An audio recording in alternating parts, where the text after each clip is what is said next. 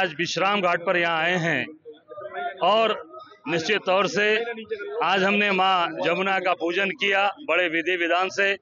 यहाँ के हमारे सभी विद्वान ब्राह्मणों ने पूजा कराया और मेरा सौभाग्य है कि आज यहाँ पर यमुना माँ का पूजन करने का अवसर मिला और उनके पूजन के पश्चात, पूजन के समय मन में हमेशा ये विचार आ रहा था कि निश्चित तौर से अब कांग्रेस पार्टी जो हमारी नेता आदरणीय राहुल जी, आदरणीय खड़गे जी, प्रियंका जी के नेतृत्व में काम कर रही है, अब संघर्ष का बिगुल वो जमुना जी के तट पर से शुरू हो गया है और ये निश्चित तौर से पूरी ताकत के साथ कांग्रेस लोगों के साथ जिस तरीके से सेवा करती चली आई है, जिस तरीके से लोगों के साथ खड़ी रही है, कांग्रेस का एक कार्यकर्ता यहाँ मथुरा में माँ जमुना के संकल्प रक्षा के लिए, उनकी साफ सफाई के लिए हम संकल्पित हैं और निश्चित तौर से संकल्प को हम पूरा करेंगे।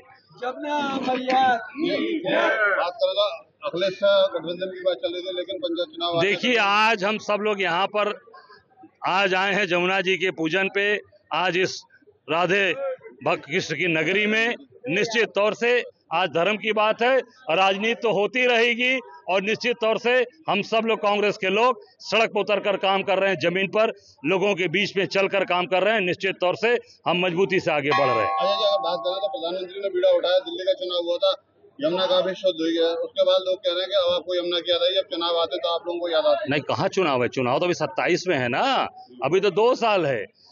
अभी जमुना जी का सफाई की कहाँ हुआ दिल्ली में? वो तो अभी जस की तस सही, केवल एक आरती एक दिन करके दिखाया गया, उसका केवल और केवल मार्केटिंग की गई, एक इवेंट हुआ, उसके बाद कहीं कोई पता नहीं। आप पता लगा लीजिए, उसके बाद कभी मशीन आई या कभी वहां पर आरती हुई? एक दिन, केवल एक दिन हुआ और वो इवेंट होकर खत्म हो गया। हम सब लोग काशीवासी हैं, बाबा विश्वनाथ की नगरी से आए हैं, गंगा मैया के सामने रोज हम लोग वहाँ उनके आंचल में रहते हैं, उन्हीं के पुत्र हैं। इनकी तरह दिखावटी पुत्र नहीं, बनावटी नहीं है। तो ये निश्चित तौर से आज हम वो गंगा जी के स्थान से जमुना जी के स्थान पर आए हैं।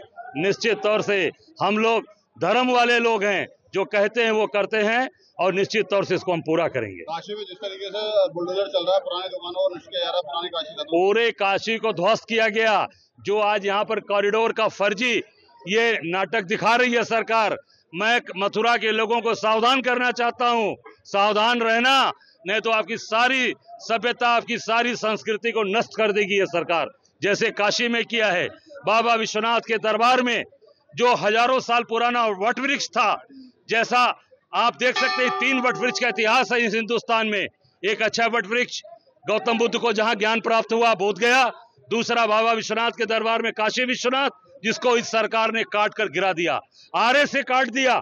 हजारों साल पुराना हमारा वहां का वट वृक्ष काट दिया गया, अच्छा वट वृक्ष। तीसरा, संगम पर जिसकी पूजा भी मोदी जी जाकर दिखावटी कर रहे थे, वो पूरी तरीके से ध्वस्त कर दिया। बाबा विश्वनाथ के दरबार में अमृतेश्वर महादेव का मंदिर, लक्ष्मी नारायण जी का मंदिर, सरस्वती जी का मंदिर जो आदि शंकराचार्य के द्वारा स्थापित था, वहां पर हमारे तमाम सैकड़ों शिवालय मंदिर तोड़ दिए गए। वही हाल यहाँ पर भी करेंगे, इसलिए सावधान रहना, पीछे मत हटना, नहीं तो निश्चित तौर से ये आपकी धर्म को, आपकी संस्कृति, आपकी सभ्यता जो हजारों साल से आज मथुरा वृंदावन की गलियां, कुंज गलियां राधे राधे है, वो पूरी तरीके से सरकार धर्म के आड़ में पूरी तरीके से नष्ट कर देगी। आप मथुरा आए, आपने बांके बिहारी में विरोध किया, उसके बाद बीजेपी के लोगों ने कहा कि कांग्रेस का काम है विरोध करने का, जहाँ जहाँ हमने कॉरिडोर बनाए वहाँ लोग अच्छे से दर्शन कर रहे हैं। आप देखिए, उसी कॉरिडोर का नतीजा है कि बनारस में मोदी जी 7 राउंड हारे और निश्चित तौर से बेईमानी करके, चोरी करके चुनाव जीते हैं। काशीवासियों से आप पूछ लीजिए, पूरी तरीके से काशीवासियों ने मोदी जी को घुटने के बल बनारस में बैठा दिया और निश्चित तौर से आने वाला 27 का समय भाजपा को उखाड़ कर फेंकेंगे।